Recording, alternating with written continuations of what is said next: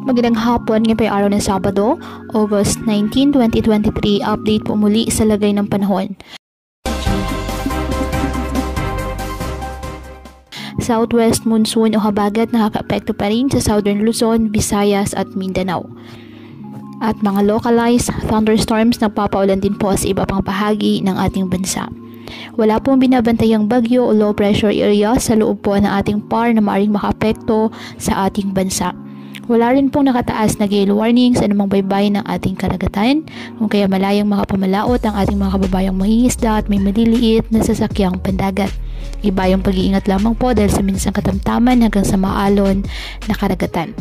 Ngayong araw, dahil pa rin po sa pag-iral ng habagat, asahan po ang maulap na halangitan na may kalat-kalat na pag-ulan at thunderstorms sa Western Visayas, Zamboanga Peninsula, Northern Mindanao, Caraga at Palawan.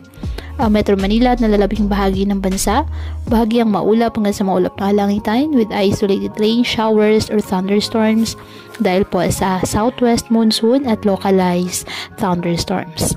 Kaya patuloy po na pinag-iingat ang ating mga kababayan sa mga posibleng pagbaha at pagguho ng lupa lalo na kapag may malalakas na ulan, at ugaliin po na magdala palagi ng payong o kahit anumang pananggas sa ulan kapag lalabas ng ating mga tahanan.